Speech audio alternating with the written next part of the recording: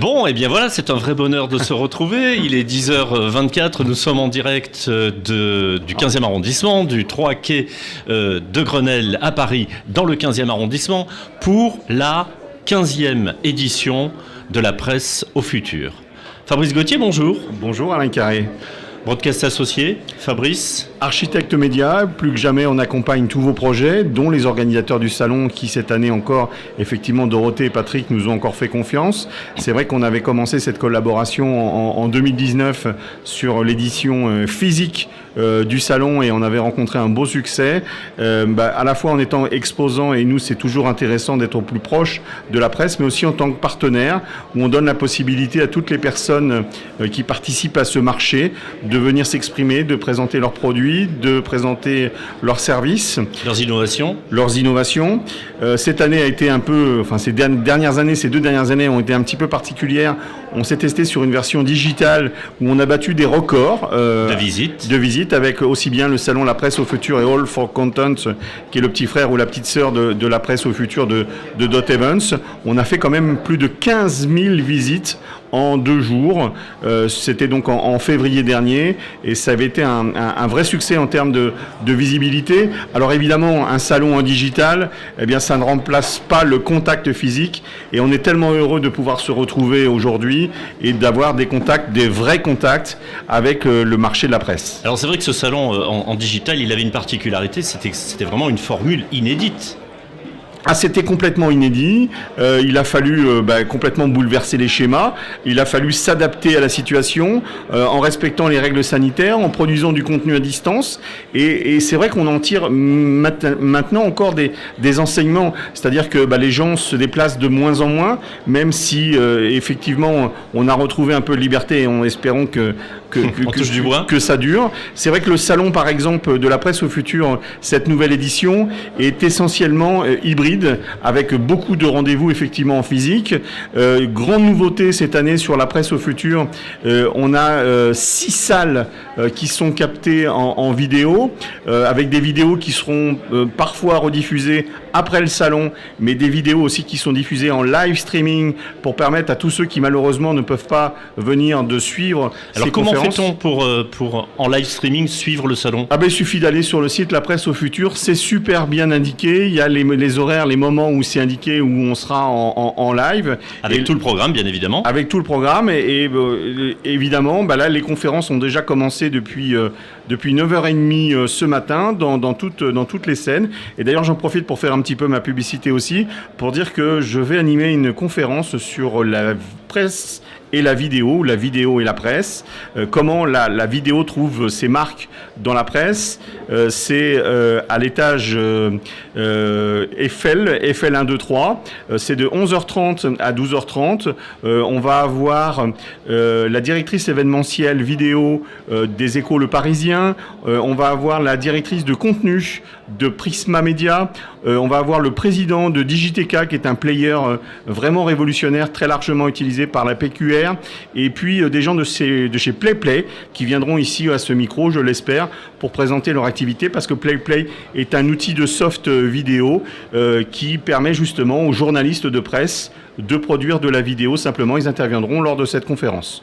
Fabrice, tu parlais de ton nouveau rôle avec ces médias, on a parlé crise sanitaire. Est-ce que tu peux présenter rapidement, en tant qu'architecte média, ce nouveau rôle que tu as à jouer pour les accompagner justement dans cette nouvelle version des médias ?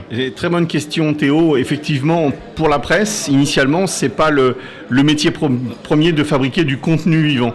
Et on se rend compte, grâce ou à cause, moi j'aurais tendance à dire grâce au digital, que pour être présent sur le digital, il faut avoir de l'audio, il faut avoir de la vidéo.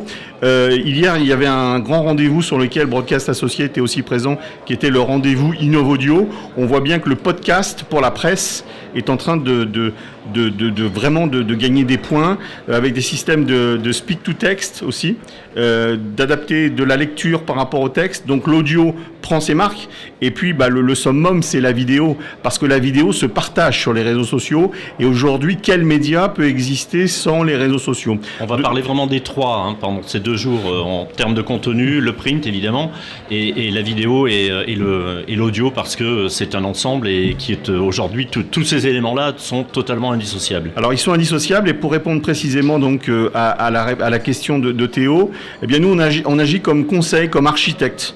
Un architecte, tout le monde voit dans l'immobilier le rôle qu'il peut avoir. On le voit bien, pour faire du média, il y a des métiers qui sont différents, et ça nécessite des conseils, des outils, et aussi de la formation.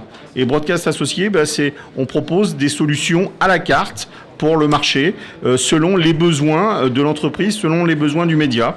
Et on va même plus loin, on va faire du média aussi pour des gens qui ne sont pas dans les médias, parce qu'aujourd'hui, fabriquer du contenu, ça devient accessible pour tout le monde, mais à partir du moment où il y a des enjeux de marque et qu'il y a une économie, eh bien, il faut mettre des professionnels aux manettes, et on essaie de former aussi des nouveaux professionnels à fabriquer de l'audio et de la vidéo, comme on peut le faire d'ailleurs ici sur ce salon. Alors l'architecte, il a la particularité justement d'avoir une vision d'ensemble. Tu cites l'exemple de l'immobilier, il est là pour coordonner tous les corps de métier. C'est un petit peu ce que fait Broadcast Associés aujourd'hui. C'est complètement ce que fait Broadcast Associés. Si on prend par exemple sur l'organisation du salon, eh bien comme je le disais, les salons aujourd'hui qui fabriquent beaucoup de contenu ont besoin de capter ce contenu pour pouvoir le diffuser ensuite sur les bons canaux. Ça nécessite un accompagnement. C'est quelque chose de nouveau sur les salons, où les salons vivaient 2 ou 3 jours pendant l'année, mais il fallait attendre le salon pour avoir des contenus. Aujourd'hui, la façon de consommer d'un consommateur, c'est mon contenu quand je veux, où je veux, quand je veux. Donc l'idée, c'est de faire vivre des marques comme la presse au futur tout au long de l'année, avec des conférences, avec des ateliers, avec des interviews d'exposants, des présentations de sociétés, et tout au long de l'année, de toute façon, la presse évolue. Et sur le site de la presse au futur, c'est la possibilité de faire un maximum de contenu, de fabriquer de contenu autour de la presse. Et puis comme on est sur un salon de presse, bien là on a des professionnels du contenu qui jusqu'à présent faisaient surtout du texte avec du print, et depuis 5 ou 6 ans maintenant, il y a une vraie tendance à aller sur le digital. Ils se sont diversifiés, effectivement, ils vont sur le digital, ils ont une offre vidéo, ils ont du podcast, et aujourd'hui on raisonne, comme tu le présentais si bien, on raisonne en termes de contenu global, c'est-à-dire que peu importe ensuite si le contenu est diffusé sur tel ou tel canal, sur tel circuit de distribution, l'important c'est d'avoir du contenu, et ensuite on choisit effectivement le canal de diffusion. Et par exemple, pour vous être très concret, j'ai déjà eu un rendez-vous ce matin sur un projet, un journal de presse écrite qui a déjà mis un pied sur Internet avec le digital, avec un site d'ailleurs qui marche très bien, qui veut s'initier à la vidéo et qui vient prendre conseil auprès de Broadcast Associés pour monter carrément une chaîne de news, parce qu'il y a possibilité aujourd'hui d'être diffusé sur le digital, d'être diffusé en satellite, d'être diffusé en TNT. Et là, c'est vraiment, effectivement, il faut tout le synoptique fonctionnel, tous les outils pour mettre ça en place. Et quand on vient de la presse écrite, on a besoin d'être accompagné pour ce genre de choses. Fabrice, tu viens d'expliquer donc en long, en large et en travers l'accompagnement que tu peux proposer sur ce salon. Où est-ce qu'on peut te retrouver pour pourquoi pas créer ce projet d'accompagnement dans ces nouveaux médias? Alors là, on ne peut pas nous rater, puisqu'on est complètement à l'entrée de l'espace exposant, au niveau -1. C'est le stand 0 qui est juste devant l'entrée, où, je le redis, ce plateau est mis à disposition de l'ensemble des exposants, de l'ensemble des intervenants, pour parler de leur marché, pour parler de leurs services, pour parler de leurs produits, pour parler de leurs innovations. Sans innovation, il n'y aura pas de médias demain. Et l'idée, c'est d'être le carrefour de cet événement. Sans innovation, il n'y aura pas de médias. Sans monétisation, ça ne peut pas durer non plus. Donc, on va beaucoup parler de monétisation. C'est pour ça qu'il y a un espace, je le rappelle, qui est consacré aux régies. Et c'est important de comprendre, de savoir quelles sont les mécaniques de fonctionnement pour monétiser le contenu qui est fabriqué par des éditeurs. Donc, tout au long de ce salon, Théo, on va se faire un plaisir de recevoir tous nos invités pendant ces 2 jours. Fabrice, merci beaucoup. Merci, et puis bon courage à vous alors. Tu nous abandonnes pas, tu restes juste à côté, je crois. Exactement. Donc bon courage à toi aussi, et puis on se retrouve, Théo, dans quelques instants avec notre premier invité.